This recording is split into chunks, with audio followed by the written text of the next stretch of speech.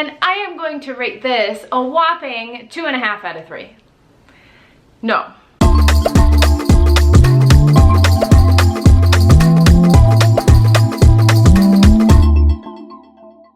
Hey everyone, welcome back to my channel. My name is Lena, and today I am going to be rating all of the locations I worked on my Disney college program. Before I jump into things, I just want to say I do not speak for the brand or the company, and all of my ratings are completely subjective, and you are more than welcome to have very different opinions than I do, especially since things have most likely changed since I finished my program.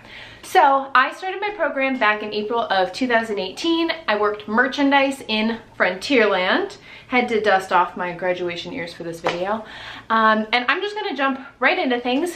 Because I worked merchandise, you can pick up locations all over Walt Disney World because merchandise is universal. All the registers are the same, all the processes and systems are the same, so I had the ability of picking up all kinds of different locations, and Frontierland has connections with both Adventureland and Liberty Square, and so there's a lot of crossover, and I will get into that. So to start off, we're gonna start with the land I love, Frontierland. Again, completely subjective, but I am gonna give Frontierland a 100 out of 10. I was deciding between a 100 and a 1000 out of 10. I really think I really can't decide. 100 out of 10, 1000, either way. This gets top points unless we're talking about shooting arcade. Shooting arcade is negative points. I disown shooting arcade. It's dead to me. But Frontierland as a whole, I'm incredibly biased. I'm incredibly emotionally attached to the entirety of Frontierland. It's my home, so it gets top marks. People loved picking up locations in Frontierland. All of us cast members loved working in Frontierland, at least not to speak for everyone, but all of us CPs were super happy with. Really, it comes down to the people we were working with. The work is always hit or miss. There's always downsides, but as cast members, we grew really close to each other, and so I think we love the people we work with more so than the land itself. But all of that, again, super subjective, but that plays into why it's my favorite land, the best place I worked. Shooting arcade is the gun range. I say gun range, but the laser shooting game outside of Trading Post. It's awful. I have PTSD. It's awful. You stand out there and people have to pay actual quarters. This isn't included in your admission, and people stand there and they have to pay 50 cents, and the coin machines, the change machines never worked. The guns never gave them the correct amount of shots, and so you just have to listen to people nagging, go back into a closet, load the guns with more shots, and then just stand there and wait for more people to nag and complain, and there are no cast members there with you to entertain yourself. So negative points. The rest of Frontierland, I have pros and cons to all of that, but I'm really not going to go into it just because I can do that in another video. But all in all, Splash Mountain was my absolute favorite place to work registers, and Prairie Outpost, may it rest in peace, was my favorite place to stock. All of the cast members I worked with, aside from one, would disagree with, aside from a handful, would disagree with me, but I loved a challenge, and I pretty much had that in Prairie Outpost because it was a food line. So anyway, all that to say, if you are a current CP, I 10 out of 10 recommend a shift or two at Frontierland. It's the best. Just experience it for yourself and find out, because under normal circumstances, you can watch the parade, you can hear the fireworks, the country bears are roaming. There's literally so many fun things that go on throughout the day, so I absolutely recommend it. The first location I worked outside of Frontierland was the Pirates Exit. There's a gift shop there. I am going to give the Pirates Exit a 6 out of 10. It's very slow. No one buys anything after the Pirates Exit. People just walk right through, maybe use the bathrooms. They might buy a water and then they leave. Or they're standing there waiting for their families and they never actually buy anything. And the night I worked there, again, first time picking up at a different location, and it stressed me out. And I was in the wrong costume because I didn't know if I would end up in Agrabah, the other store in Adventureland, or in Pirates. And I was told by other cast members that you wear the Agrabah costume if you're gonna end up in either place. So I was in that costume, and it wasn't flattering. Very comfortable, but not flattering. And anyway, it's very slow. I had no other cast members to talk to because the registers are all far enough apart, and so I'm just standing there folding my hands. I couldn't even straighten the store because no one really touches anything. So very slow. That's why it's a 6 out of 10, because there's nothing wrong with it if you like having nothing to do, but I like to keep busy. The next location I worked at several times is Memento Mori. I couldn't become a host in the Haunted Mansion because I wasn't attractions, but I did the next closest thing, which was work in Memento Mori. I am obsessed with this costume. It was very flattering, very fun to wear. Loved the apron.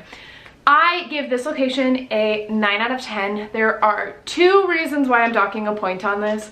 The first is that there was a particular cast member that no one wanted to work with. Let's just say it was an old man who was very, very creepy with certain people, cast and guests alike. So I'm not gonna name names, but I really hope he doesn't work there anymore. But if I had to guess, he probably still works there and would make me very uncomfortable if I walked in that store. The other reason that I'm deducting a point is because it's another slower store. People generally pass through because they want to see the Haunted Mansion merchandise, but they don't buy too much. But the reason I love this store is because I love Haunted Mansion, and it's an easy talking point with guests. So you can talk to them about their experience on the ride, you can talk to them about their day, you can talk about fun facts on the ride. It's just so easy to have those guest interactions, and it doesn't feel awkward even though it's slow. So the combination of the overall theme, the cute costume, the fact that I could talk to other cast members, that I could to have fun with guests, there were just a lot of really fun things about that location, and I would have marked it higher if it weren't for those 2, I want to say minor, but one of them wasn't minor, but those 2 key points. The other location in Liberty Square, I only worked it like 3 times, and that is the Christmas shop. So the Christmas shop is primarily ornaments. There are some stockings. It's all, obviously with the name Christmas shop, it's generally all Christmas based.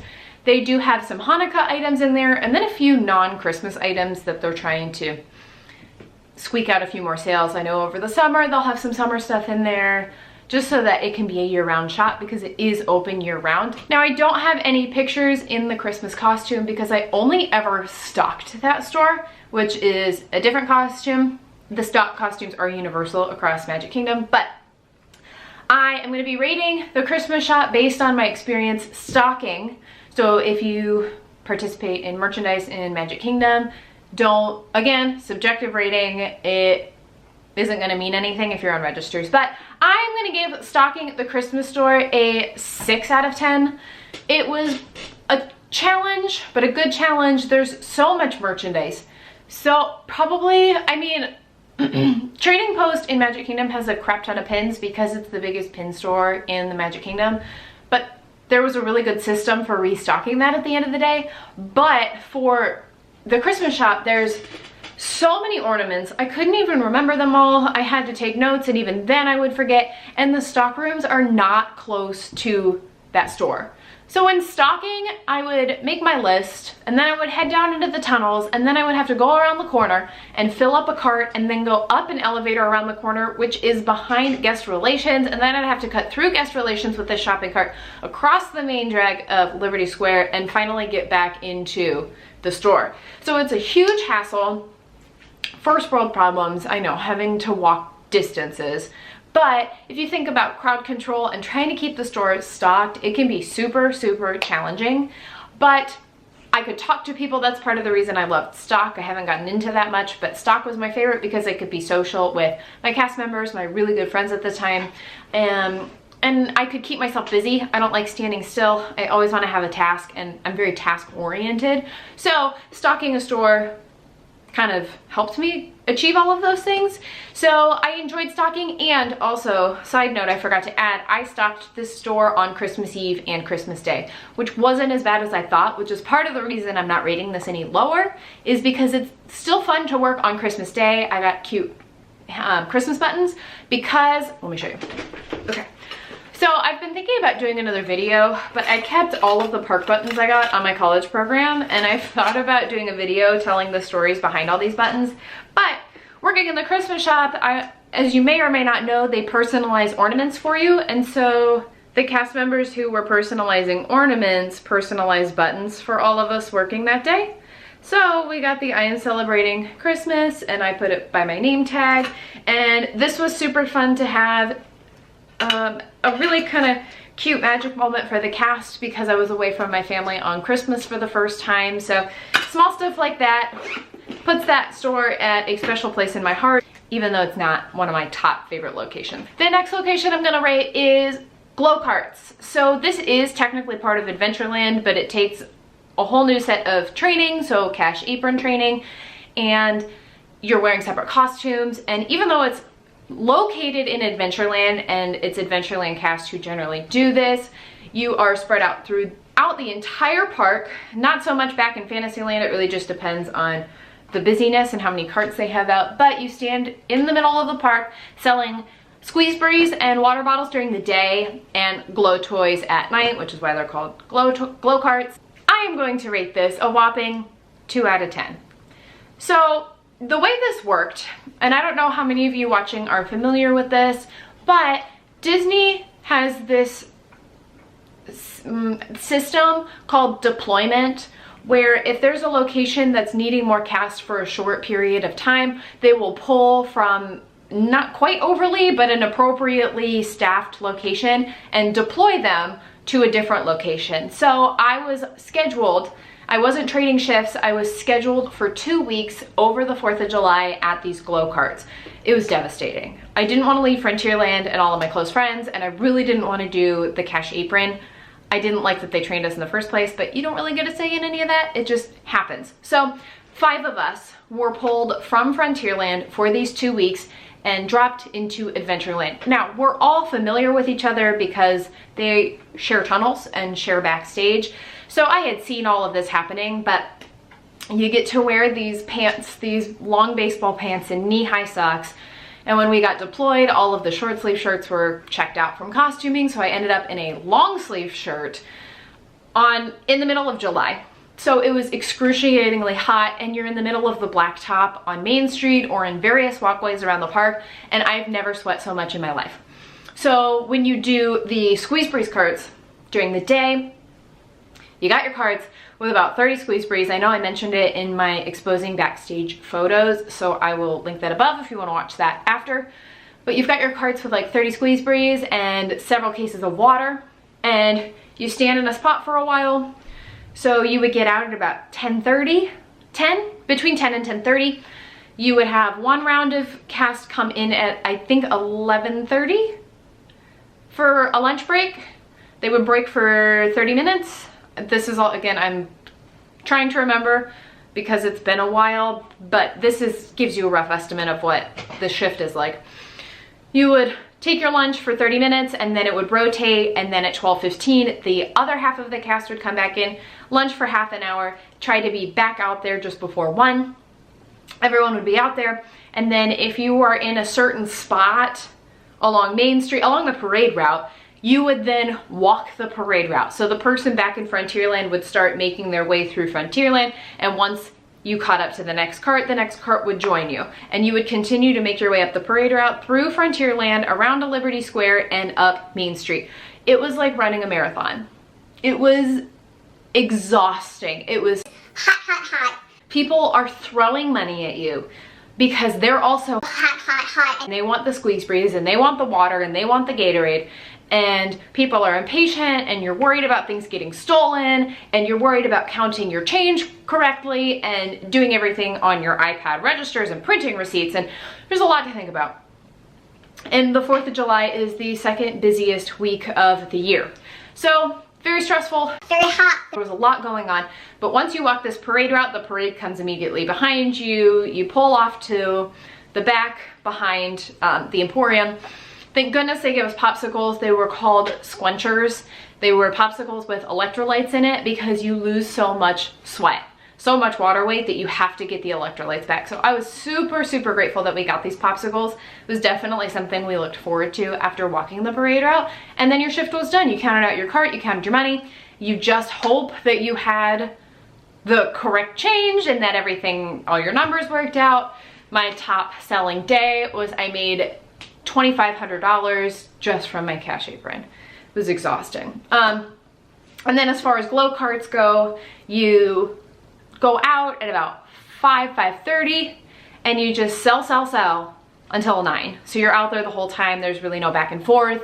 I say 9, it's usually to the start of fireworks, end of fireworks. I don't even remember. But you're out there until it doesn't matter, I digress. You're out there for a large portion of time. You do come in for a quick break. You usually have a coordinator relieve you at that point, and you just kind of switch around.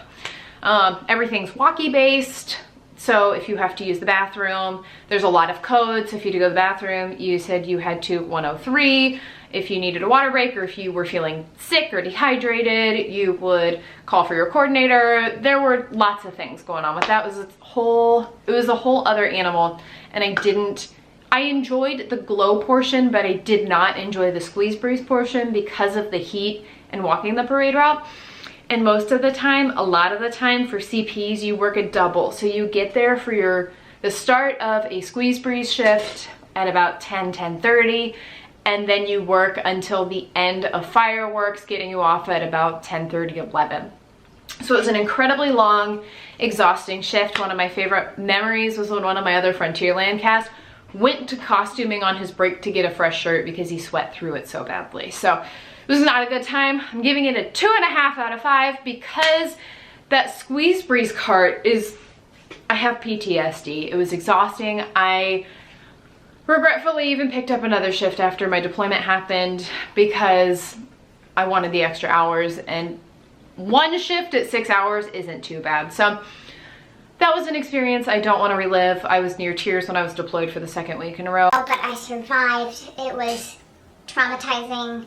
To over-dramatize just a little bit, but still a good memory to have for 4th of July 2018.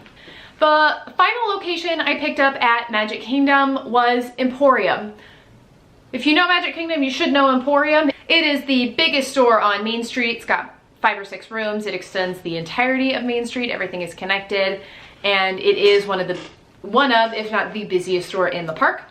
I waited until a little further to the end of my CP to pick up there because I was worried about some of the stories I had heard and how not fun it can be, but I fell in love. I'm giving the Emporium a 10 out of 10 because I had so much fun with the just 2 shifts I worked there. I felt like I could be a huge help for guests. While I never ended up on register, anyone who is on the floor gets an iPad. So that's super helpful when locating stock because that store is just so big and people have lots of questions. No one can find anything, especially if these are first time guests. You can be on the Casey's corner end of the store and be looking for home goods, which is like 4 rooms down. So it was so nice to have that iPad to be able to help people find items. And there's also usually a ton of casts that pick up in that location, so you're never alone. You're rarely the only person who's never worked there before. There's tons of people who pick up because they always offer hours, especially around the fireworks time. You can get some short shifts there. One shift I worked was only like 3.5 hours when fireworks was going on. So I appreciated that all of the coordinators recognize that people pick up shifts there all the time. So they definitely make it easy for people who want to trade locations or pick up hours on the extra hours hotline and make it less intimidating because the store can seem intimidating if you've never worked there before. Plus, the costume is really kind of cute. That skirt hit me in just the right spot. It looked very wintry when I was working there in December. So again, 10 out of 10. I loved working at the Emporium and I was super sad I waited so long to pick up there because I had such a fun time. And the final location I worked, I'm saving the worst for last, not including the shooting arcade. The only location I worked outside of the Magic Kingdom, because I was too scared to pick up other locations, a big regret I have about my program, but the one location I worked outside of Magic Kingdom was World of Disney. And I hated it. I'm gonna give it a 0 out of 10. I absolutely did not have a good time. I tried to ER, early release, on my short 6-hour shift. I needed the hours, but I just couldn't take it. First things first, the costume was butt ugly. Now, they don't use that costume anymore. I was there before the opening of the remodeled store, so I wore this red shirt and brown pants, and it was not good. Second of all, I was working in that store mid-remodel, so the backstage was a maze because you were walking through construction. All of the merchandise was all over the place. The stock rooms were all messed up.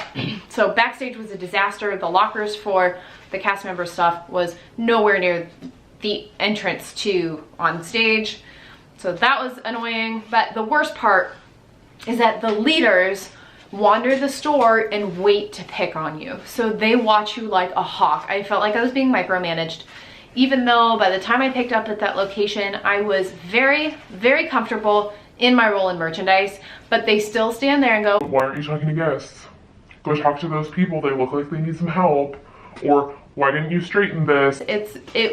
There was just so much pressure, and I didn't feel like I needed that. And maybe that's me being feeling too good about myself, but I did hear from other friends and fellow cast members that they experienced the same thing, and they too felt that the leaders just micromanaged, and they stood on the floor and waited for you to mess up.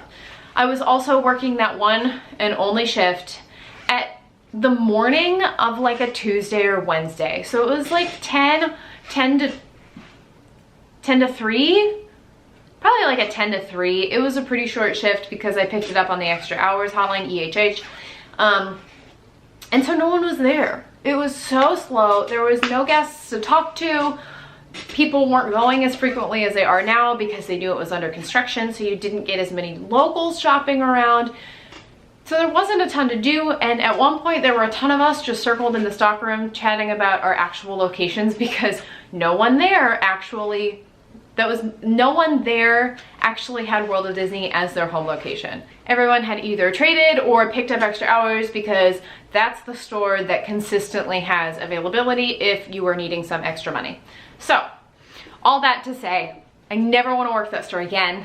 On the off chance I go back to Disney, oh, I couldn't do it. Props to all of you World of Disney cast members because you're a better person than I am. So, those are all the locations I worked. It was a very short list, and like I said, I deeply regret not picking up more locations. If you're a current CP trying to learn about locations you should and should not pick up, I recommend picking up wherever possible and trying out new locations all the time. The Magic Kingdom tunnels are not as scary as you think they are. There's maps everywhere, so I highly recommend trying out new places. It's very fun. Cast members are always willing to help you and make sure that you don't feel lost or confused.